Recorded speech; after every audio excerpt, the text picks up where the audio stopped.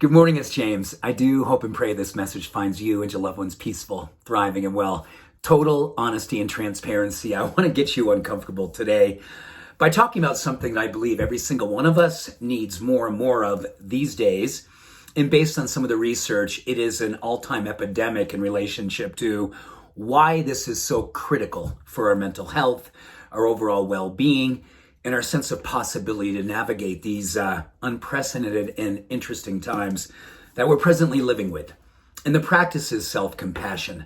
There is so much positive, powerful, inspiring research that really encourages us to consider just what it can do for us to exercise more and more in the way that our compassion is directed towards ourselves, first and foremost, before we bring it out in the world.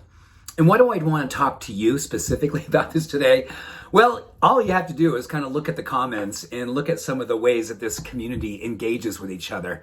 We are so quick to bring love out into the world, to bring positivity to people who are going through things and share things openly here in the comments section. And I think that's beautiful. And it's very interesting. Spiritual people tend to be the ones who are the first to put out their love.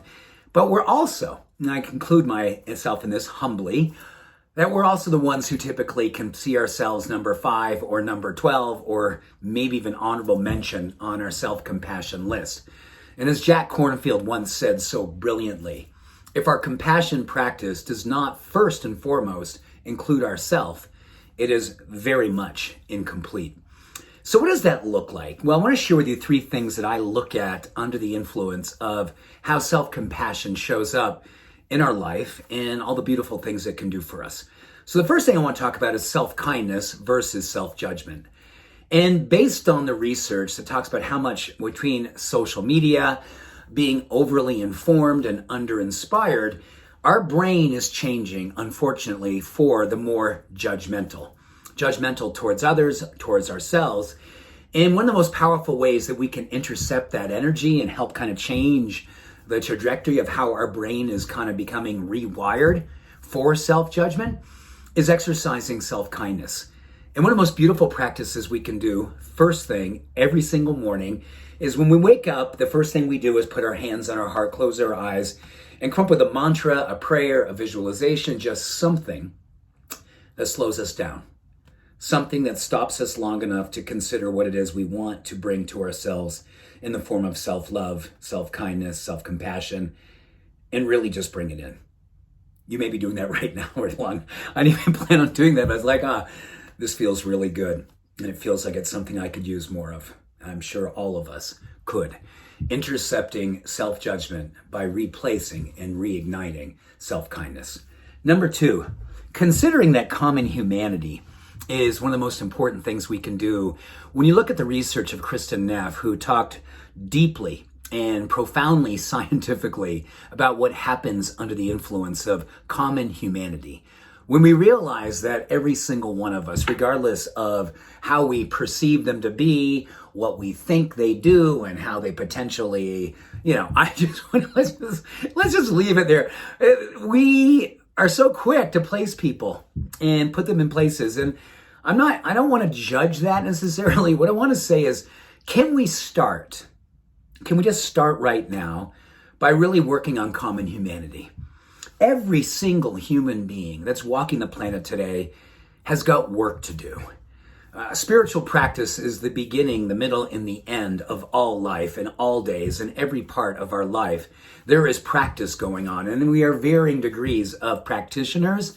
And it's so quick to say, oh my gosh, I can't believe so-and-so said that, or they do this, they vote this way, they do whatever. Let us pull all the way back and just understand common humanity. It is one of the most powerful ways that science is telling us that our brain starts to give us a sense of hope based on the fact that we believe that every human being in their essence, their core essence, has light inside. And all of us have various degrees of struggles and challenges and things that we're working on. And we all are working on self-compassion. And the more that we can bring it forward, the more we will find our common humanity. And we can build bridges to one another. And thirdly, self-acceptance versus self-oppression.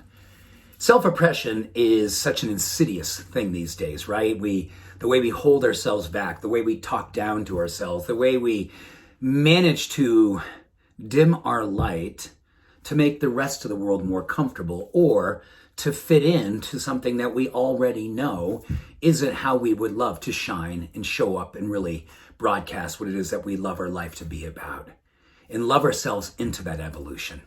That is the exact opposite of self-oppression. So if we can love ourselves into this next evolution, then we are doing one of the most powerful practices that we will ever do in our entire life. Heroic self-acceptance. Simply accepting who we are on this particular evolution of this path that we're on. Growth, acceptance, and all the goodness of being a spiritual being right now begins with accepting ourselves. Where we are, where we think we would love to be, what we would love to see, our dreams, and how we want to manifest our true performance and potential of why we took our first breath when we came here in this incarnation, and what it would be like to fully accept what it is that we want to be standing for. Herein lies the secret and the science and the sacredness of self-compassion. So with that, I just want to hold for you the freedom that comes with loving ourselves that deeply, that boundary-freely and openly. Thank you. Much love and every blessing. Have a beautiful day. Bye for now.